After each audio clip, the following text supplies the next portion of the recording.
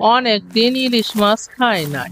বাজারে আজকে একটা ইলিশ পাইছি, সস্তায় হইয়া গেছে। বউরে বলিব খুব সুন্দর করে রান্না করিতে, জমিয়ে দুইজন খাবো। অনেক তো রাত হয়ে গেল, আবার এ পথটা তত ভালো নয়। সফর চলেছে একটা পথে, সঙ্গী হলে মুশকি থাকে।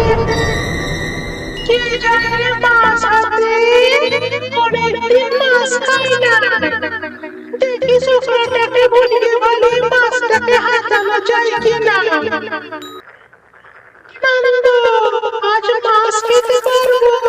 লা লা লা লা লা, লা লা লা লা লা। হঠাৎ মনে হইল পিছনে যেন কে আসছে। অনেকদিন মাছ খাইনি বাবা। একদিন স্বামী রাতে মার খেয়ে অকালে প্রাণটা গেছে এই মাছের জন্য। মাছ খাইয়ে আমার আত্মাটাকে মুক্তি দেবে বাবা। না গো পেতনি, এসব হবেনি। আমি বহুত কষ্ট করে আমার বইয়ের জন্য ইলিশটা কিনছি। ও অনেকদিন ধরেই জ্বালাতন করছে ইলিশ খাবে বলে। ও হবেনি। আরে আরে কাঁদছো কেন? চলো আমার সাথে, তোমায় মাছ খাওয়াবো।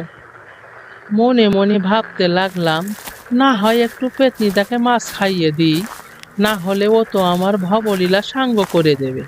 এই বলে বাড়ির দিকে নিয়ে গেলাম ওরে। ও হরির মা, বাড়ি আসনি? দেখো বাইরে এসে কত বড় মাছ লইয়া আইছি। এ তুমি সাথে করে কারে লইয়া আইছো? পেটনি নাকি? আহা চুপ করো গো বউ, এখন রান্না করো, পরে সব ঘটনা কইছি।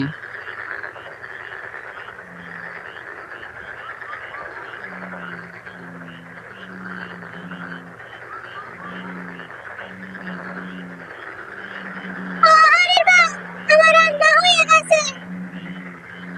আজকে তোমাকে খাওয়াতে পেরে আমি খুব খুশি হয়েছি। বরের হাতে একদিন মার খাইয়াছিলে এই মাছের জন্য, আজ আমার বইয়ের হাতে মাছ খাইয়া তুমি মুক্তি পাইয়া যাও। আমি খুব খুশি হলাম রে ছোকরা।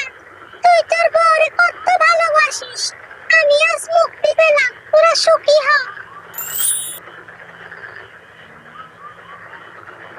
তুমিও ভালো থাইকো গো, চিরবিদায়।